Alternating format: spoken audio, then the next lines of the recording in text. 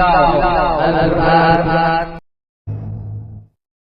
Kemarin ada Habib Umar, ya, Al-Hafidh, Masya Allah, itu orang baik itu Habib Umar. Saya kemarin lihat ada yang viral-viral tuh ngoreksi bacaannya Habib Umar. Hati-hati tuh ya, jangan nggak sopan tuh. Beliau itu ahli hadis ya, ahli Quran, cucu Nabi, ilmunya banyak, jauh dengan saya tuh. رأيت الرجل يثني على أهل الشر وعلماء الضلال فاعلم أنه فاسق وأنه فاسد وأنه ضال، لأنه ما مدحهم إلا وهو يحبهم ويصوب طريقتهم.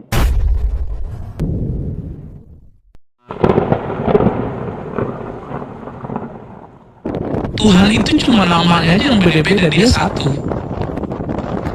Jadi makna la ilaha illallah, tiada yang disembah kecuali Allah. Apa aja yang disembah di alam semesta sebenarnya orang nyembah Allah, tapi nyembahnya ada yang sempurna, ada yang tidak sempurna.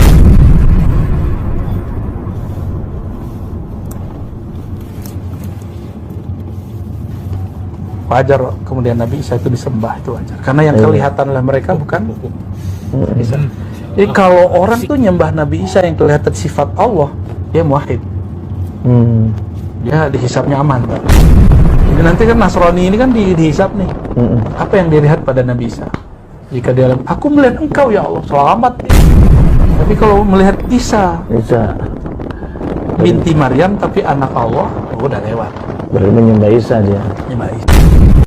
وَمَنْ يَدْعُ مَعَ اللَّهِ إِلَهًا آخَرَ لَا بُرْهَانَ لَهُ بِهِ فَإِنَّمَا حِسَابُهُ عِنْدَ رَبِّهِ إِنَّهُ لَا يُفْلِحُ الْكَافِرُونَ. تكاد السماوات يتفطرن منه وتنشق الأرض وتخر الجبال هدا أن دعوا للرحمن ولدا وما ينبغي للرحمن أن يتخذ ولدا إن كل من في السماوات والأرض إلا آتي الرحمن عبدا تكاد السماوات يتفطرن منه وتنشق الأرض وتخر الجبال هدا أن دعوا للرحمن ولدا وما ينبغي للرحمن أن يتخذ ولدا إن كل من في السماوات والأرض إلا آتي الرحمن عبدا لقد كفر الذين قالوا إن الله هو المسيح ابن مريم وقال المسيح يا بني إسرائيل اعبدوا الله ربي وربكم إنه من يشرك بالله فقد حرم الله عليه الجنة ومأواه النار وما للظالمين من أنصار لقد كفر الذين قالوا إن الله ثالث ثلاثة وما من إله إلا إله واحد وما من إله إلا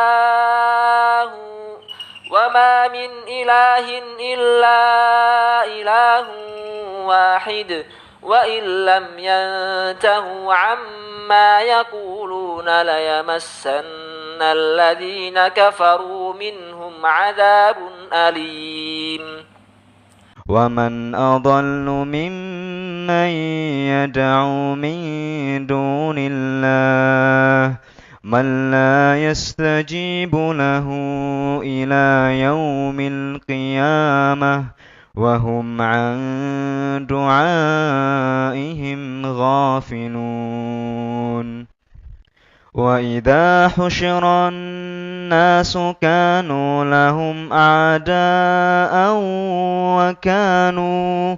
وكانوا بعبادتهم كافرين.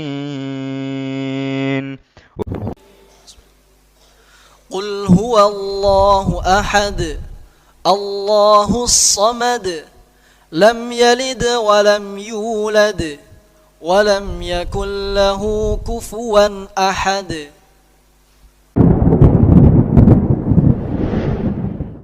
الوهابية لا عندهم الصوفية، ولذلك إذا تريد أنك تنظف منطقة من الوهابية فقوي الصوفية.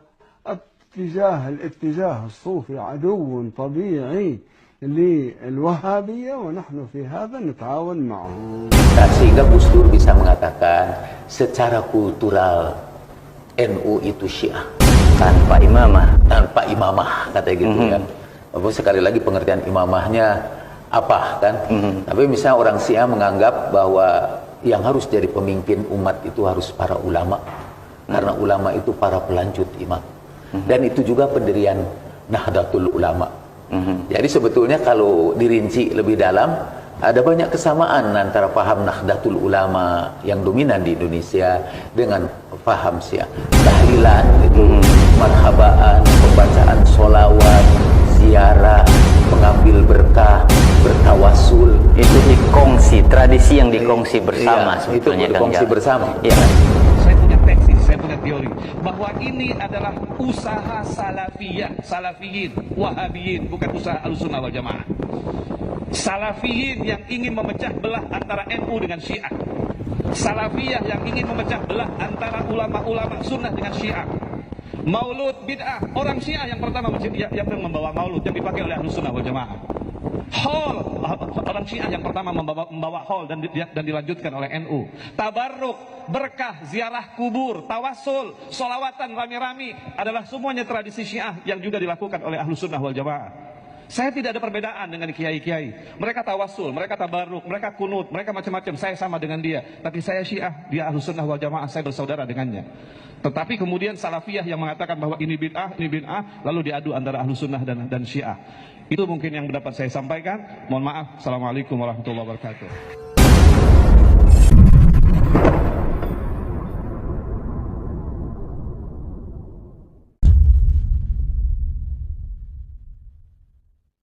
Karena saya pribadi, yaitu notabene saya sendiri masih pengurus NU, jadi masih Ansor. Maka dari itu kita tidak akan menyalahkan siapa-siapa, hanya kita mengingatkan bahwasannya nanti kalau kita bacakan siapa yang berdusta di antara kita. Pertama yaitu akan kita bacakan yaitu kitabnya dari Mbah Soleh Darat Semarang. Ada kitab Majmu' Syariah Al-Kafiyah lil Awam. Itu Syekh Al-Had Muhammad Soleh bin Umar Semarang. Ini kitabnya. Nah, ini mari kita baca yaitu tulisannya Pegon. Ini harus kita baca apa adanya karena kita harus mengetahui siapalah yang melarang acara-acara seperti itu. Pertama yaitu kita gali semono uga ya haram gawe sidhekoan lamun iku ing atase mayit iku tinggal anak cilik-cilik kang durung balik mongko ora wenang gawe tirkah mayit ginawe nyaur tanah atau bancaan iki atau sedekahan lan nelung dina 7 dina kelawan nyedekaken tirkah mayit balik hukume nyaur tanah 3 dina 7 dina iku bid'ah mungkarat. Ini para kaum muslimin ya, kami ketengahkan, kami corak yang penting. Apakah Anda orang kaum Nahdliyin atau NU berani mengatakan bahwa Mbah Soleh Darat Semarang suka membid'ahkan orang? Bahwa siapa yang mengatakan bahwa hukum 3 dina, 7 dina hurufnya iku bid'ah mungkarat. Yang bilang bid'ah mungkarat adalah Mbah Soleh Darat Semarang, gurunya Mbah Hasyim Asy'ari sendiri.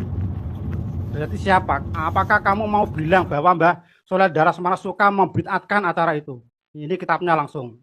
Orang menang den lakoni kaum muslimin. Anapun date sidqah, sedekahan. Ing ngatasi arah mayit iku sunah, tetapi orang nganggo artane mayit kang durung den waris. Lan ora nganggo den entekaken 3 dina, 7 dina. Balik gawe sidikoan kelawan didi wektu. Ya sak butuhe nggih. Lan ora susah nganggo den ijabaken ditandukno maksude ing dalem ngarepe wong akeh. Balik cukup ganjarane peniate wae, ora susah nganggo lafat. Maksudnya tidak usah nganggo lafat ini 40 hari, 100 hari atau 1000 hari, tidak usah. Yang berkata siapa? Mbah Soleh Darat Semarang. Monggo kalau ada kitabnya monggo dibeli saja gitu. Sudah tersebar di semua toko-toko toko-toko yang tabelnya untuk Islam ada pasti kitab ini. Ya, ini yang berkata acara 3 hari, 7 hari, 40 hari adalah bid'ah mungkarat. Yang berkata adalah guru kita sendiri orang NU asli, yaitu Mbah Soleh Darat Semarang.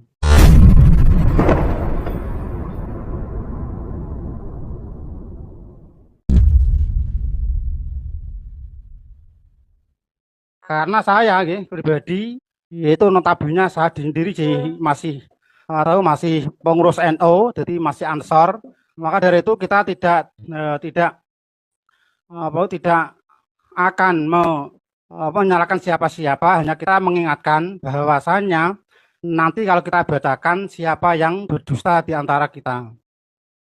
Yang kedua, itu kita gali kitabnya orang itu sendiri, itu pasti kenal kitab ini ya. Kitab I'anatul Thalibin, juz 2, ya, juz 2 halaman 145. Ini adalah kitab NU niki ya. Ini adalah dikaji di pondok-pondok. Itu di sini ada keterangan. Nah, saya pakai duding ya, enak ya. Dan ini ada keterangan di situ.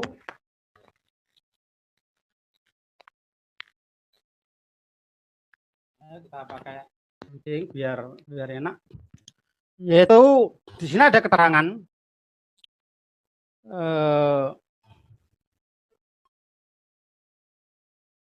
Lima rawiyah diceritakan lewat dari Ahmad an Jarir bin Abdillah al-Bajali qala unana itu istima ila ahli mayit wa sunatoan ba'da dafniki minan niyakah. Ini berkata Jarir ya, al-Bajali, dulu di masaku, di masa sahabat menghitung-hitung berkumpul-kumpul di ahli mayit ya, dibuatkan makanan setelah dikuburnya mayit itu termasuk minan niyakah, termasuk niyakah yaitu meratapi mayit, termasuk haram.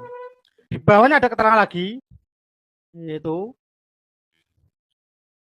di sini ada keterangan na'am mayaf'alun nas, ya betul apa yang dilakukan manusia minal istima dari berkumpul-kumpul indalil mayit di rumah ahli mayit wa sunatoan dan dibuatkan makanan itu minal bid'ah mungkarat. Tolong dibaca nih. Tolong dibaca kalau saya dibenarkan minal bid'ah mungkarat. Apakah Nusewu, Kiai NU, Kiai Nahdlatul Ulama, apakah berani mengatakan kitab ini adalah membid'atkan orang yang mengatakan bahwa acara 37 hari adalah boleh, padahal ini mengatakan bid'ah mungkarat. Alati yusabu, maka diberi pahala. Siapa itu ala manah, orang yang mencegah acara itu? Siapa ulil amri, yaitu pemerintah. Usabitung wabil qawaidin, yaitu kuat-kuatnya agama, waidibil Islam, yaitu di tangan orang Islam wal muslimin. Jadi menurut kitab ini, keterangan ini, jadi betul yang dilakukan orang-orang berkumpul-kumpul di ahli mayit dan dibuatkan makanan, nolong dina matang puluh nyewu seterusnya, itu adalah bid'ah mungkarat. Ini terpaksa saya perlihatkan kepada kaum muslimin, kepada Nahdliyin semua, bahwa kitab kita sendiri yang dikaji di pondok-pondok pesantren, bahwa acara seperti itu adalah bid'ah mungkarat. Dan diberi pahala, siapa itu orang yang mau mencegah acara seperti itu.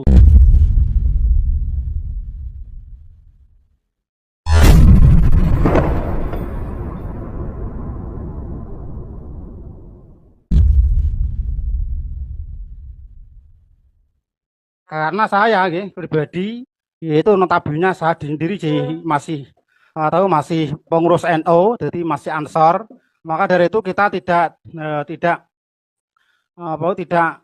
akan menyalahkan siapa-siapa, hanya kita mengingatkan bahwasanya nanti kalau kita bedakan siapa yang berdusta di antara kita.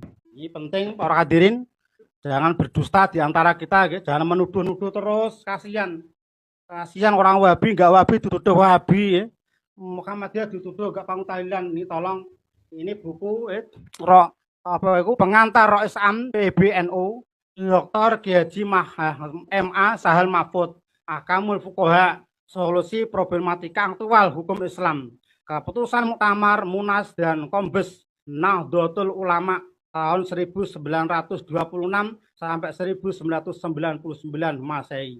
Ini ada ringkasannya, saya baca ringkasan saja ini karena lengkap.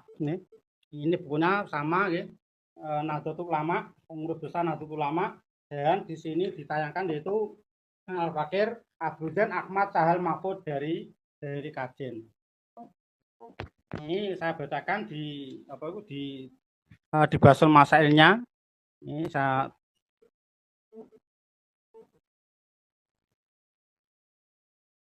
halaman berapa tadi? Ini saya bacakan halaman 63. Ini adalah keputusan Basul Masail Nahdlatul Ulama Pusat Jakarta untuk diberitahukan kepada umatnya kaum muslimin bahwa acara seperti itu Basul Masail mengatakan hadisnya maudhu. Saya bacakan yaitu di S soal dalam kitab Mata'ud Dawaiq diterangkan bahwa Rasulullah SAW bersabda, orang mukmin pada tiap-tiap malam Jumat, hari raya, hari Asyura atau malam nisfu Sa'ban itu datang dan berdiri di muka pintu rumah keluarganya dengan berkata, wahai anakku, belas kasihanilah aku akan memberi rahmat kepadamu. Aku tinggal di dalam kuburan yang sempit dalam keadaan susah yang lama sekali. Para sahabat bertanya, apakah artinya minta belas kasihan? Ya Rasulullah menjawab, berdoa dan bersedekah itu merupakan hadiah kepada orang yang telah meninggal dunia. Terus dari asar Sayyidina Umar berkata, bersedekah sesudah mengubur mayit itu pahalanya berlaku sampai 3 hari.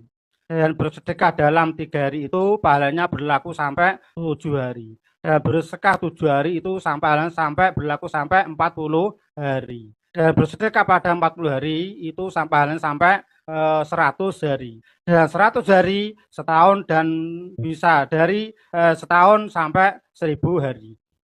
Soal, bolehkah hadis dan asar tersebut digunakan untuk dalil yang memperbolehkan bersedekah untuk orang yang telah meninggal dunia pada hari-hari tertentu? Bolehkah hadis dan asar sahabat tersebut digunakan untuk dalil yang menyunahkan hukum sunnah bersedekah untuk arwah orang yang sudah mati? Apakah hadis dan asar tersebut sahih atau dhaif atau maudhu? Ini pertanyaan. Monggo disemak. Niki Basul Masail Nahdlatul Ulama. Kita hormati para teman-teman, kita berhormati keputusan Nahdlatul Ulama supaya kita jangan menuduh dengan teman-teman kita se-Islam se-akidah dituduh dengan perkataan yang tidak enak seperti Wahabi, Muhammadiyah, aliran sesat. Kasihan. Siapa yang berdusta ini? Siapa yang bersalah ini? J jawab, hadis dan asar tersebut tidak boleh dipergunakan sebagai dalil karena terdapat tanda-tanda yang menunjukkan kedustaannya atau maudhu. Gimana ini? Mau apa ini? Mau apa kita kalau sudah begini? Dan tidak terdapat dalam kitab-kitab yang sahih. Bahkan tidak ada kitab yang dinamakan kitab Mata'ud Dawaiq. Hanya saja salah satu ulama dari Kudus menemukan hadis dan asar tersebut. Tertulis dengan tangan pada hamisi sesuatu kitab dan akhirnya ditulis yaitu kitab Mata'ud Dawaiq. Oleh karenanya maka penanya menganggap bahwa tulisan itu tulisan dari kitab Mata'ud Dawaiq. Padahal ia sendiri tidak mengetahui siapa penulisnya dan kitab apa itu Mata'ud Dawaiq. Ya, udah jelas gitu. Jangan sampai berdusta di antara kita, jangan saya menuduh karena saya menjadi korban setelah saya mengamalkan Nahdlatul Ulama seperti ini, saya jadi korban. Bahkan ngimami tidak boleh, khotbah tidak boleh.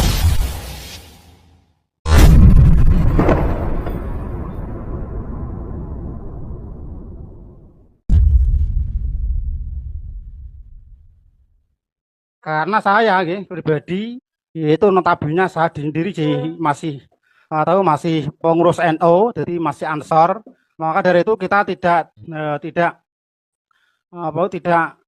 akan menyalahkan siapa-siapa, hanya kita mengingatkan bahwasanya nanti kalau kita bedakan siapa yang berdusta di antara kita. Kita bawakan kitab Nihayatul Zen. Nihayatul Zen Abi Abdul Muti Muhammad bin Umar bin Alin bin Nawawi Al-Jawi Al-Bantani. Ini orang asli Indonesia.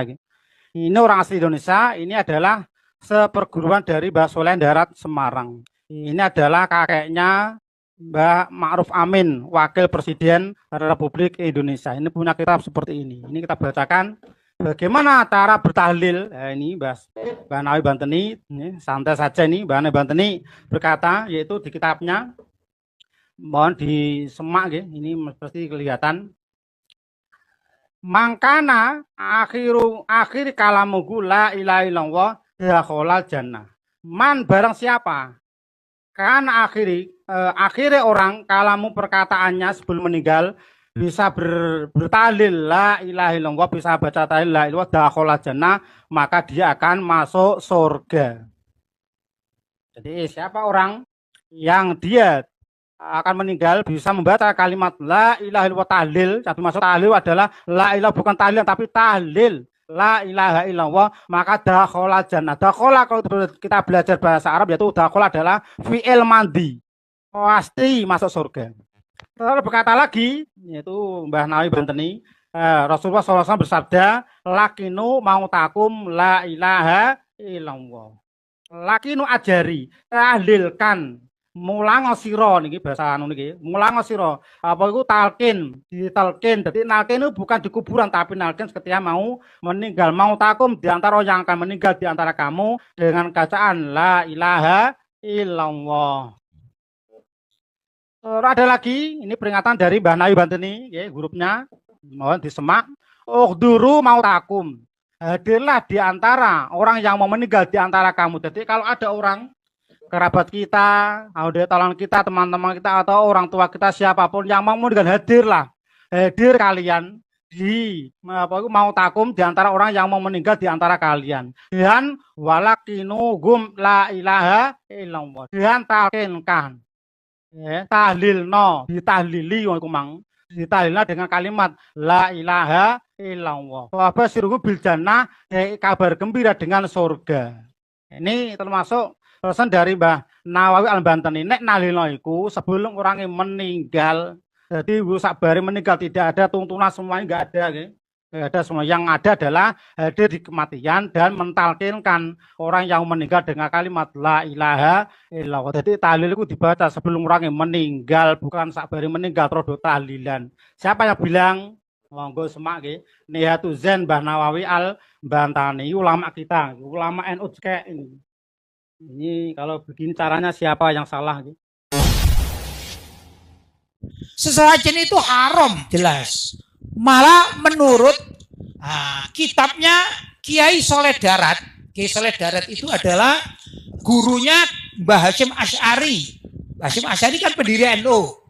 Kiai Soleh Darat itu mempunyai kitab, gitu ya. Nah, di dalam kitab itu dikatakan min asbabir riddah, termasuk dari sebab kemurtatan adalah meletakkan sesajen untuk tempat-tempat yang dianggap angker. Ya tadi itu sajen atau untuk makhluk halus atau jin. Itu menurut gurunya Mbah Hasyim Asy'ari yang namanya Kiai Soleh Darat adalah murtad. Kalau yang melakukan orang Islam. Naudzubillah min dzalik. Kalau kita secara kaidah umum namanya syirik kan gitu kan, menyekutukan Allah. Orang yang melakukan sesajen di mana saja berada itu sama halnya dengan menyembah sesembahan selain Allah. Entah itu memberi makan, entah itu karena takut kejahatan makhluk tersebut atau apa saja, kok dia melakukan sesajen. Ini tidak boleh, haram. Demikian juga ada fatwa dari hasil Muktamar NU yang kelima, itu di Pekalongan, ya. Tahunnya sekitar pelaksananya 1930-an. Itu dikatakan sesajen hukumnya haram, sudah jelas. Ya. Jadi pelaku sesajen yang mungkar. Kalau mungkar ya harus ada nahi mungkar. Tidak boleh kita bela. Kita katakan jangan meletakkan sesajen di situ. Harus kita begitu. Namanya kewajiban kita untuk nahi mungkar, bukan malah dibela.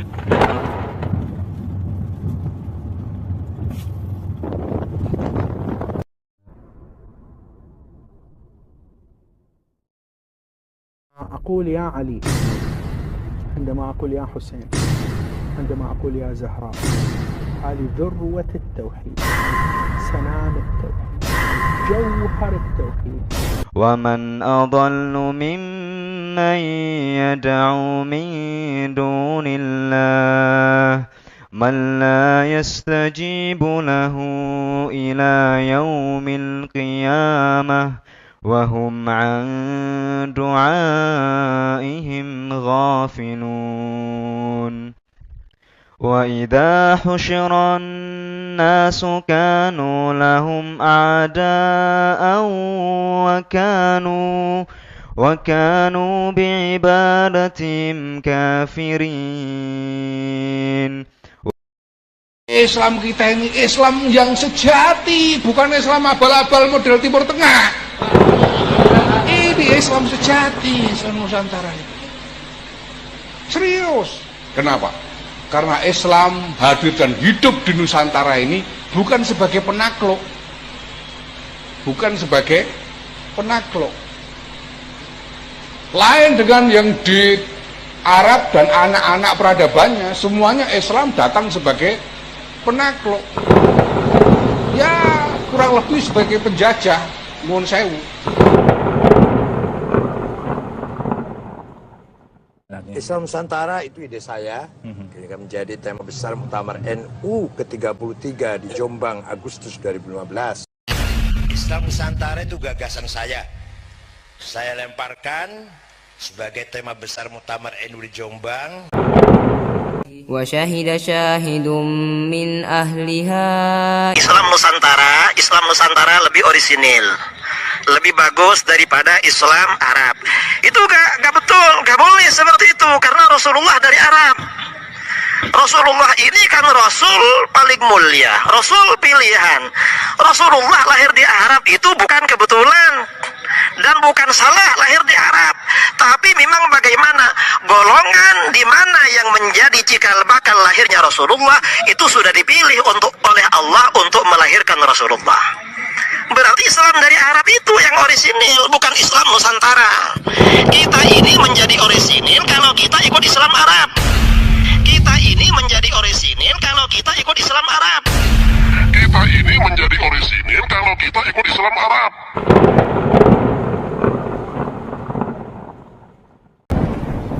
Ayah saya masih berdinas Pak di PGI, Persekutuan Gereja-Gereja Indonesia. Dia salah satu ketua PGI, masih aktif sampai hari ini. Saya kemarin habis baca pidato Natalnya dia. Saya yang koreksi bahasa. Ayah saya sendiri. Ini informasi langsung dari beliau ya. Jadi saya nggak katanya siapa, katanya nggak tahu siapa. Ini katanya ayah saya sendiri. Kenapa dia? Ini dari sisi yang sebelah sana ya Pak ya. Kita belum cerita dari sisi Islamnya ya. Dari sebelah sana. Karena lebih aman dijaga sama mereka, karena mereka bisa mati konyol. Satu gereja bayar 50 juta, udah mereka siap mati konyol di situ. Ini serius. Ini PGI yang bicara. Kasih satu gereja, jaga, kasih 50 juta, 2 kali kebaktian, malam Natal dan malam Tahun Baru, itu mereka siap mati konyol. Siap mati konyol. Orang gereja nggak mau Pak, karena misalnya dia pakai security dia yang orang Flores, security dia yang orang Ambon, security dia yang orang Manado. Itu security agamanya Nasara semua Pak, dan mereka mau kebaktian di dalam. Nggak mau mereka jaga di luar gereja, mereka menjaga keimanan mereka.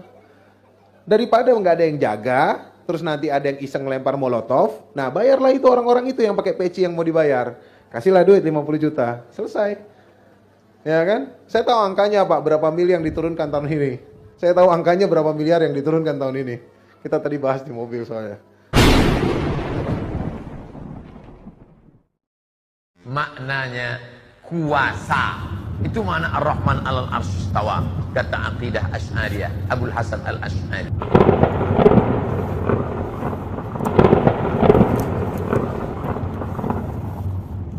Beristiwa di atas ars. Kalau pakai takwil, Allah berkuasa di atas ars karena Allah memang berkuasa di atas ars. Karena ars adalah paling besarnya makhluk Allah. Kalau Allah berkuasa atas ars, maka Allah berkuasa dengan semua yang ada di dalam ars.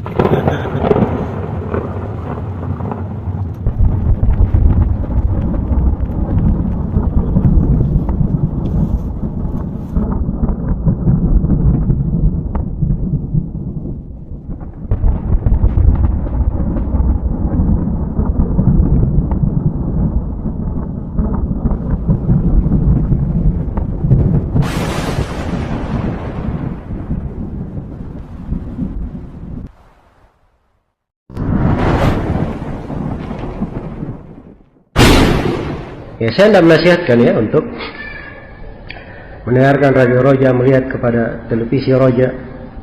Ya, karena adanya orang-orang di dalam radio ini, sebagian manhajnya tidak benar dan sebagiannya tidak jelas.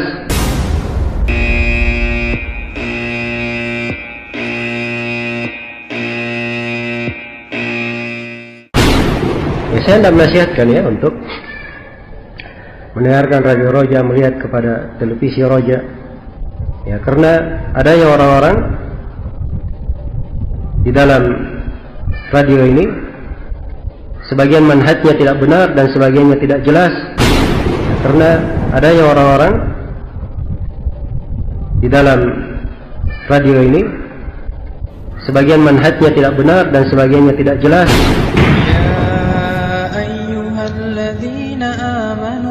تقولون ما لا تفعلون كبر مقتا عند الله أن تقولوا ما لا تفعلون. Kalau cuma untuk kenang-kenangan, untuk selfie, sebaiknya dihindari. Dan selfie yang paling berbahaya bersama ustadz. Ya. Karena dia orang yang mungkin dimuliakan oleh sebagian masyarakat. Justru semakin dimuliakan, semakin berpotensi manusia melampaui batas kepadanya. Iya kan? Semakin orang itu dimuliakan, semakin dia berpotensi manusia menjadikan dia sebagai orang yang dipersekutukan dengan Allah. Iya. Seperti kejadian yang pertama sekali. Yang pertama disembah selain Allah orang-orang soleh. Orang-orang soleh. Kemudian di masa sekarang, miliaran manusia menyembah seorang nabi, seorang yang dimuliakan. Tahdzir dan hajar itu apa Ustaz syaratnya? Tahdzir memperingatkan orang dari kesalahan orang lain. Apakah berlaku sampai sekarang? Masih berlaku sampai sekarang. Tapi tentu ada syarat-syaratnya, karena penyimpangan terus ada sampai sekarang. Pemahaman-pemahaman yang sesat terus ada. Tapi jangan melebar masalah tahdzir, memperingatkan sampai bersama ahlu sunnah pun saling apa? Menjatuhkan. Sama ustadz ahlu sunnah pun saling menjatuh. Ini berlebihan. Kadarnya berlebihan. Kita memperingatkan yang jelas-jelas salah, kita peringatkan. Adapun saudara-saudara kita yang bermanhaj ahlu sunnah, kalau salah bukan kita nasihati, datangi dia, nasihati, bukan kita jatuhkan begitu saja. Kalau begitu caranya tidak ada yang selamat. Saya pun tidak selamat, saya pun tidak ada yang selamat. Setiap kesalahan kemudian dibuang orang tersebut, tidak boleh mengambil ilmu darinya, maka tidak ada yang selamat. Siapa yang selamat? Tidak ada yang selamat. Saya menggarisbawahi tidak boleh kita mengkafirkan orang Islam di luar golongan kita. Itu sebenarnya salah. Yang benar ya tetap kita boleh mengkafirkan orang Islam yang bukan jamaah. Kalau orang itu enggak jamaah, Islamnya enggak kanggu, ya bener gitu. Sing bener yang ngono kuwi. Jadi kepahaman kita tetap jadi satu, bahwa nek gak jamaah gua biu, nek gak jamaah Islamnya gak kanggo, nek gak jamaah berarti kafir. Nah, kita mengkafirkan orang di luar jamaah itu, kita mengkafirkan orang Islam di luar jamaah itu intern di dalam kalangan kita sendiri. Jangan disebarluaskan ke orang yang belum jamaah. Ya mereka akhirnya marah-marah. Nah, karena ini termasuk bitona. Nah, tapi nek intern seperti kita, komunitasnya podo jamaah, podo pahami.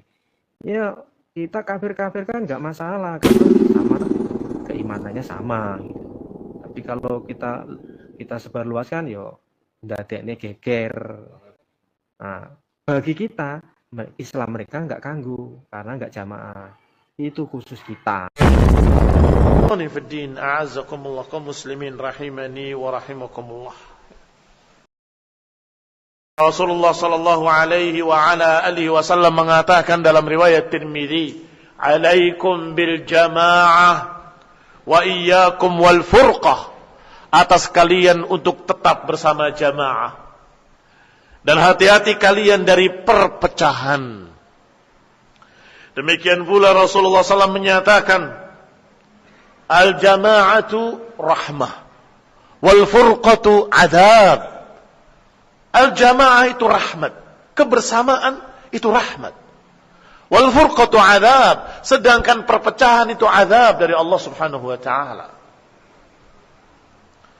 Ini semua dalil-dalil kewajiban kita untuk menjaga kebersamaan dan untuk tetap dalam jamaah dan penguasanya.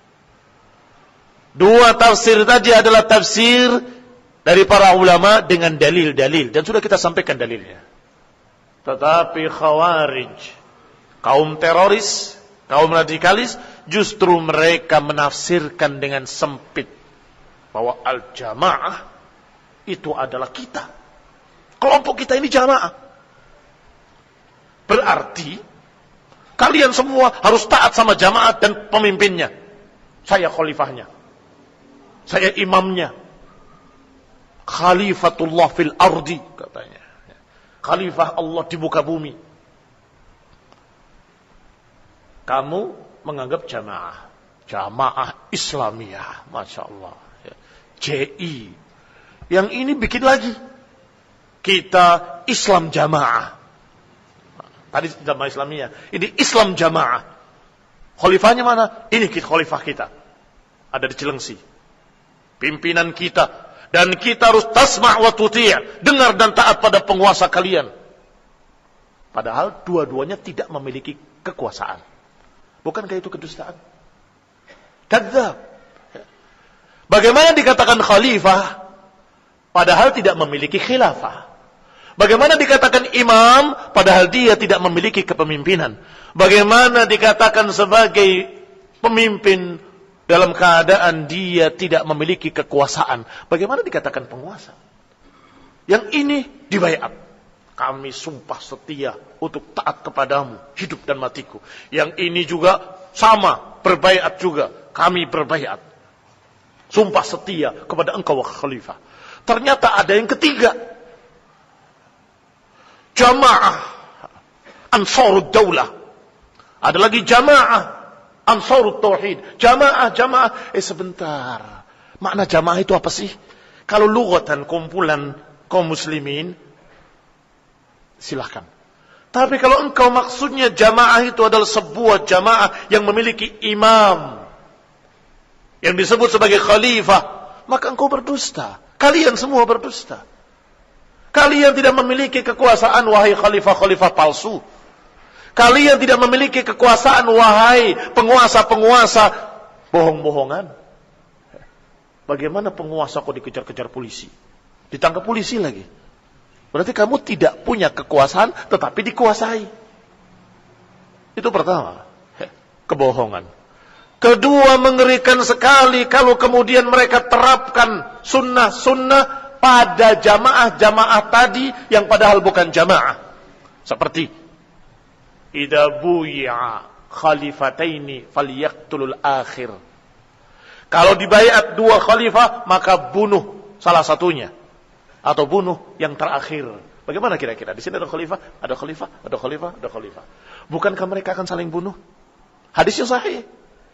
Karena tidak boleh ada dua khalifah dalam satu negara. Mengerikan sekali itu satu. Yang kedua, ada hadis. Siapa yang melepaskan diri dari baiat mata mitatan jahiliyah. Siapa yang lepas dari baiatnya, menyelisihi baiat sumpahnya, maka dia matinya mati jahiliyah. Yang sini menyatakan kalian semua jahiliyah karena gak berbaiat sama khalifah kami. Kata yang IJ juga sama. Kalian yang jahiliyah karena kami punya khalifah, kami berbuat pada khalifah, kalian tidak. Berarti kalian mati jahiliyah. Kata yang ketiga juga, akhirnya saling mengkafirkan, saling menjahiliyahkan. Masih ada lagi hadis yang menunjukkan tentang perintah, bahkan ayat Al-Quran. يقاتل التي تبغي حتى تفيء إلى أمر الله وإن طائفتان من المؤمنين اقتتلوا فأصلحوا بينهما فإن بغت إحداهما فقاتلوا التي تبغي حتى تفيء إلى أمر الله. Kalau ada dua golongan kaum muslimin berperang, damaikan keduanya. Tetapi kalau salah satunya baghat, salah satunya bughah itu melawan penguasa, itu namanya bughat. Kata Allah, qatilul lati tabghi, perangilah mereka yang melawan penguasa ini, hatta tafi'a ila amrillah, sampai kembali pada perintah Allah Subhanahu wa taala. Bagaimana kalau diterapkan oleh mereka? Dan mereka sudah berkata pada pengikutnya, mereka itu bughat, penentang penguasa yang sah, karena kita lebih dulu dibaiat tahun sekian. Kata yang sana, tidak bisa, itu tidak sah. Kami khalifah yang sah dan khalifah kami yang sah, berarti kalian yang bughat. Perangi para bughat. Karena Allah berfirman, qatilul lati tabghi, perangilah mereka yang melawan penguasa. Akhirnya mereka saling berperang. Alhamdulillahnya, bersyukurnya di Indonesia ini tidak bebas senjata. Sehingga CIIJ, JAD dan JJ lainnya tidak punya senjata. Susah untuk mencarinya. Sehingga masih aman tentram. Bisa dibayangkan di negeri-negeri yang mereka mudah mendapatkan senjata, apa yang terjadi? Mereka akan saling bunuh, saling berperang, dan akan hancur seperti Suriah. Seperti di Yaman. Senjata itu dijual di pasar. Di pinggir-pinggir padang pasir, mereka jajarkan, ada yang second, ada yang baru. Kebanyakan second. Tawar-menawar, bawa. Mau apa? Mau AK? Mau... Bahkan granat dijual. Ini bagus nggak? Bagus. Kita coba. Serius. 50-50 kata dia. Kita bayar, kamu setengah, saya setengah. Baik. Lempar ke belakang. Ke padang pasir. Oh, bagus. Bayar setengah. Baru beli yang lainnya. Bisa dibayangkan ketika muncul pemikiran-pemikiran radikalisme, pemikiran terorisme, pemikiran mereka ini jamaah-jamaah palsu ini. Apa jadinya kira-kira? Ditambah lagi Syiah Rafidhah. Punya imam lagi. Dibaiat lagi. Nasallahu salamul afiyah. Ikhwani fid din a'azakumullah, hadisnya, ayatnya tidak salah. Tetapi kalian menerapkannya kepada yang salah. Itu bukan penguasa yang dimaksud dalam Quran wala sunnah. Mereka bukan jamaah yang dimaksud dalam Quran wala sunnah. Karena yang namanya jamaah adalah kumpulan kaum muslimin. Dan penguasanya, jujur sajalah, jangan pura-pura bodoh. Siapa yang penguasa di sini? Ya pemerintah kita penguasanya. Jangan membohongi diri sendiri. Tidak bisa. Kita tidak mengakui penguasa. Penguasa kita, khalifah kita adalah fulan ibni fulan. Ya kenyataannya dia tidak punya kekuasaan kok dikatakan penguasa. Maka kalau Nabi SAW menyatakan tetaplah sabar bersama penguasa kalian, ya penguasa yang benar-benar penguasa. Niscaya negeri akan aman, tenteram. Kalau Rasulullah SAW menyatakan iyyakum wal jamaah, maknanya hendaklah tetap bersama jamaah kaum muslimin seluruhnya, bukan kelompok A, bukan kelompok B, bukan kelompok C. Kebetulan hari ini terpisah-pisah kaum muslimin dengan negara-negara. Dan ada fatwa dari para ulama yang terdahulu seperti Imam San'ani rahimahullah. Kalau ternyata kaum muslimin di dunia ini tidak satu pimpinannya, penguasanya, tetapi berbeda-beda di Qatar dan Qatar, di negeri-negeri maka masing-masing negeri wajib untuk mentaati penguasanya dalam kebaikan. Lihat akhwan fillah, azakumullah. Maka yang di Saudi wajib mentaati penguasa Saudi dengan kebaikan. Yang di Indonesia untuk taat pada penguasa Indonesia dengan ma'ruf, dengan kebaikan. Sabarlah bersama mereka. Ikuti aturan-aturannya. Kaum muslimin rahimani wa rahimakumullah. Kalau kita menyelisihi, bukan mereka yang rugi, kita yang rugi. Contoh yang sederhana, jalan raya. Kalau kita nggak turuti rambu-rambu lalu lintas, apa yang terjadi? Macet, kecelakaan, kekacauan. Apalagi di daerah-daerah yang ramai akan terjadi macet total. Lampu merah dilanggar, ini dilanggar, semua nggak dianggap. Apa jadinya? Macet. Dan siapa yang rugi? Ya kita sendiri. Lupa nyalakan lampu sen saja bisa kecelakaan. Ikhwan ibn a'azakumullah, demikian pula orang yang belum punya SIM kemudian berani-berani membawa kendaraan. Artinya dia belum teruji, belum punya kemampuan, juga bahaya. Walhamdulillah, orang-orang yang berakal akan paham keteraturan jelas lebih baik daripada kekacauan.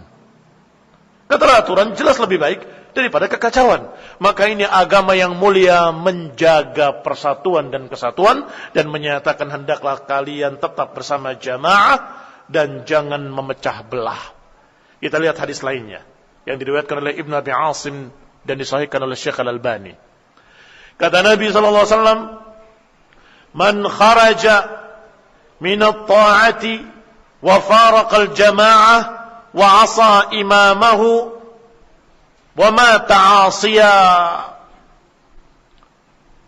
3 golongan yang enggak perlu tanya mereka. Jangan tengok mereka, enggak usah tanya tentang mereka.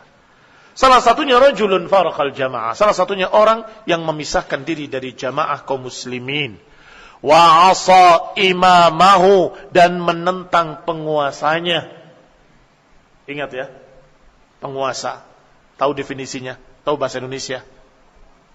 Kalau nggak ngerti makna penguasa, lihat Kamus Besar Bahasa Indonesia, KBBI. Mengapa saya katakan demikian? Karena sebagian orang, bahkan banyak dari anak-anak muda yang nggak paham penguasa itu yang mana. Dikira khalifah-khalifahan, dikira pimpinan organisasi, pimpinan kelompok, pimpinan. Itu bukan penguasa. As'alukum, saya tanyakan pada kalian dengan hati nurani kalian, di mana daerah kekuasaan pemimpinmu? Jawab dengan hati kalian. Mana wilayahnya? Wilayah kekuasaan pemimpinmu, penguasamu? Tidak punya daerah kekuasaan. Bagaimana dikatakan penguasa? Itu pimpinan organisasi, bukan penguasa. Bukan imam. Dan Nabi menyatakan, man kharaja minat ta'ati wa faraqal jama'ah mata mitatan jahiliyah.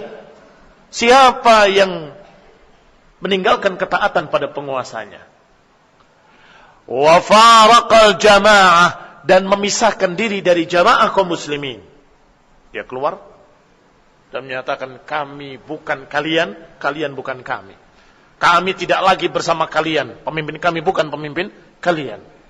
Ini namanya kharaja, keluar dari ketaatan dan memisahkan diri dari jamaah. Mata mitatan jahiliyah, dia akan mati-matinya mati jahiliyah. Kalau keluar dari organisasi yang enggak mati jahiliyah, apalagi keluar dari kelompok haula'il khawarij, apalagi keluar dari kelompok-kelompok jamaah palsu ini tadi, itu namanya taubat, dapat pahala, bukan mati jahiliyah. Astagfirullah, saya keliru, saya salah, atubu ilallah, aku bertaubat pada Allah, astagfirullah, lepas. Dapat pahala karena itu bertaubat dari kesalahan. Ada orang yang dinasihati untuk meninggalkan kelompoknya, membatalkan baiatnya, ketakutan. Saya sudah baiat, saya takut sama Allah Ta'ala kalau melanggar sumpah. Sumpah apa yang kamu ucapkan? Begini-begini. Itu adalah perkara yang batil. Bukan tidak boleh dibatalkan, harus dibatalkan. Wajib kamu batalkan. Sama dengan orang yang bersumpah dengan sumpah maksiat. Bolehkah dikerjakan? Aku bersumpah dengan nama Allah akan membunuh tetangga saya yang fulan. Padahal muslimin. Apakah janji sumpah yang seperti itu harus dikerjakan? Nadar, saya bernadar, saya akan bunuh itu orang semua. Ya nggak boleh diterapkan. Salah. Yang disuruh adalah astagfirullah, kamu cabut sumpahmu, kamu batalkan sumpahmu, berpuasa 3 hari ila akhir. Diriwayatkan dari Aisyah radhiyallahu taala anha bahwa Rasulullah SAW menyatakan, man nadara, siapa yang bernadar untuk ketaatan falyuti'hu, wa man nadara bima'siyatin fala tuti'hu. Atau kama qala fi riwayah, siapa yang bernadar untuk berbuat ketaatan, tepatilah, kerjakanlah ketaatan tadi. Siapa yang bersumpah, bernadar untuk kemaksiatan, fala tuti'hu, jangan turuti, batalkan. Siapa yang bernadar dengan kebaikan, wallahi saya akan, demi Allah saya bernadar akan begini. Kalau kebaikan disuruh untuk ditepati, kalau enggak ditepati dosa. Tetapi kalau kemaksiatan jangan ditepati. Kalau ditepati, dosa. Ikhwani fid din, a'azzakumullah, kaum muslimin rahimani wa rahimakumullah. Sekarang tinggal kita tanya, kalau berbaiat aku bersumpah dengan nama Allah akan setia kepadamu sebagai imam, sebagai khalifah ila akhirih. Maksiat atau taat? Baik. Benar atau salah? Salah. Mengapa? Karena kalimatnya, saya akan mentaati penguasa. Sumpahmu salah arah. Ya, karena dia bukan penguasa. Itu penguasa yang sana. Kamu bertekad, ya Allah, aku akan mentaati penguasa selama itu baik. Itu penguasa. Ya. Siapapun presiden yang terpilih, itu penguasa. Kita tidak peduli dengan orangnya. Kalau dia penguasa dan dia muslim, maka dia penguasa muslim. Kalau dia penguasa muslim, maka terkandung dan tersinggung di dalam ayat dan hadis. Apa ayatnya? Ya ayyuhalladzina amanu atiiullaha wa atiiur rasul wa ulil amri minkum. Ulil amri minkum adalah penguasa kalian yang muslim. Demikian pula dalam hadis. Rasulullah SAW menyatakan dengan kalimat tasma' wa tuti' wa in daraba dhahrak wa in akhadha malak. Tetaplah kamu dengar dan taat pada penguasa kalian walaupun mereka zalim, memukul punggungmu, merampas hartamu, sabarlah bersama mereka. Artinya jangan memberontak, jangan memisahkan diri. Jangan. Ini nasihat Rasulullah sallallahu alaihi wa ala alihi wasallam, bertentangan dengan ajaran radikalisme, bertentangan dengan ajaran terorisme. Ada sahabat yang bertanya pada Rasulullah sallallahu alaihi wa ala alihi wasallam, "Ya Rasulullah sallallahu alaihi wa ala alihi wasallam, ma as'aluka 'anil ta'ati taqi." Aku tidak bertanya kepadamu dalam masalah mentaati penguasa yang bertakwa. Kami enggak tanya, jelas itu. Kami akan taati. Walakin man fa'ala wa fa'al wa dzakara syarr. Tetapi bagaimana penguasa yang berbuat begini dan begitu? Disebutkan kejelekan-kejelekan oleh sahabat tadi. Apa jawaban Nabi? Ittaqullah wasbiru. Bertakwalah kalian kepada Allah dan sabarlah. Hatta talaqawni 'alal haud. Sampai kalian bertemu aku di telaga haud. Bertakwalah kepada Allah. Tasma'u wa tuti'u ma aqamu fikumus salah. Tetaplah kalian dengar perintahnya, tetaplah kalian taati perintahnya selama mereka masih salat. Lihat di akhir dengan kalimat ma aqamu fikumus salah, selama masih salat. Artinya muslim, ada tanda-tanda keislaman. Demikian pula Rasulullah SAW sendiri menyatakan nanti akan muncul penguasa-penguasa dalam keadaan badanmu selamat, kulitmu utuh, ini tidak terkoyak, tetapi hatimu tidak tentram. Hadis dikeluarkan di dalam kitab As-Sunnah Ibn Abi Asim dan dikeluarkan pula oleh Imam Ahmad rahimahullah, bahwasanya Rasulullah SAW menyatakan akan datang nanti umara, penguasa-penguasa. Talinu lahumul julud, kulit kalian mulus, tidak dicambuk, tidak dilukai. Wala tatma'innu ilaihimul qulub, tapi hati tidak tentram. Memang biasanya begitu. Kalau penguasanya lembut, biasanya nggak tentram. Mengapa? Karena rakyat-rakyat yang perusak dan sebagainya berani, karena penguasanya lemah. Tsumma yakunu, kemudian akan muncul pula penguasa-penguasa, tasma'izzu minhumul qulub, yang menjadikan hati-hati kita ketakutan bergetar. Wa taqsha'iru minhumul julud, yang membikin berdiri bulu kuduk, merinding karena kejamnya, karena bengisnya, sadis.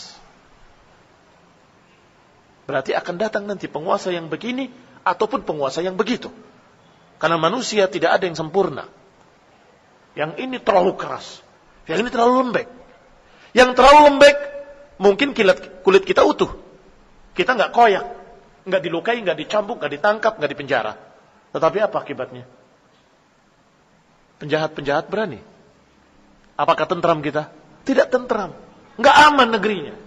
Tapi sekarang sebaliknya, penguasa yang kejam dan bengis, yang zalim, menangkap, membunuh, mencambuk, melukai. Kira-kira akan adakah penjahat-penjahat yang berani mengangkat kepalanya? Tidak berani. Bahkan orang yang tidak jahat pun takut, karena kejam. Bahkan kadang-kadang tuduhan yang belum terbukti pun menjadikan seseorang dipenggal lehernya di lapangan.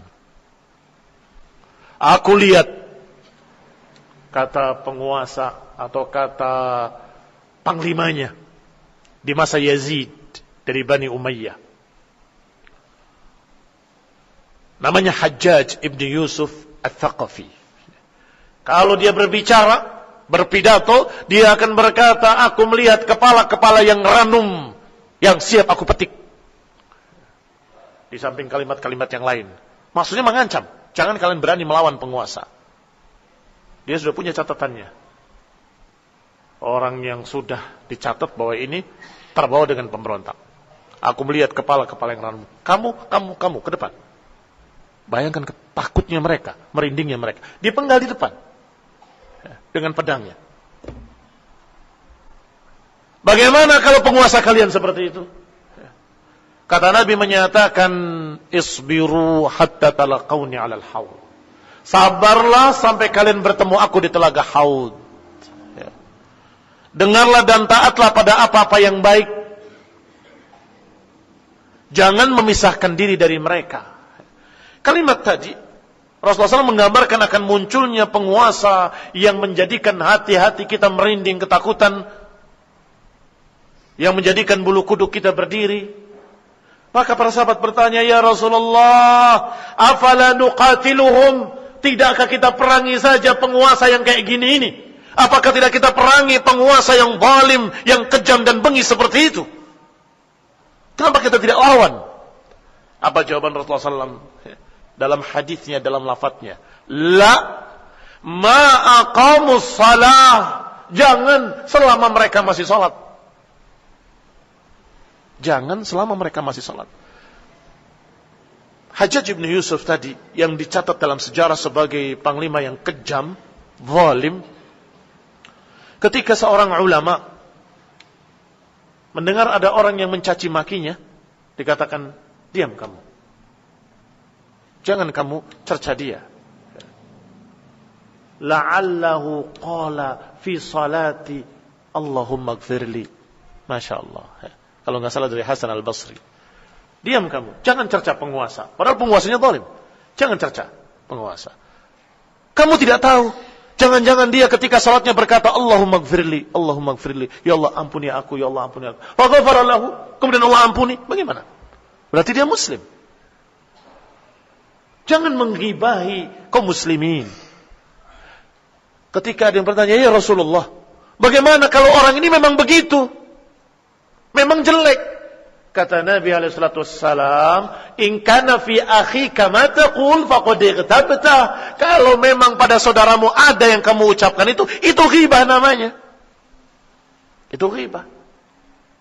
Memang benar seperti itu. Iya, itu yang ghibah. Kalau ternyata enggak ada, faqad bahatta, berarti engkau telah berbuat buhtan, kedustaan. Jadi ghibah itu menceritakan kejelekan orang lain walaupun kejelekan itu ada. Tak boleh. Tutupi. Ya, sudahlah. Itu penguasa kita, sabar, begitu. Tapi dia, itu penguasa kita, sabar. Bayangkan kalau rakyat seperti itu memegang sunnah, niscaya negeri akan aman, tentram. Ikhwani fid din, a'azakumullah, kaum muslimin rahimani wa rahimakumullah. Rasulullah sallallahu alaihi wa ala alihi wasallam selalu berpesan untuk sabar bersama penguasa dan jangan memisahkan diri. Sabar bersama penguasa, jangan engkau memberontak. Ila akhirih. Sekian banyak. Demikian pula para sahabat. Kalau tadi sudah kita bacakan ucapan Abdullah bin Mas'ud, kita dengarkan pula ucapan Mu'adz bin Jabal radhiyallahu taala anhu dalam kitab Al-Ibanah oleh Ibnu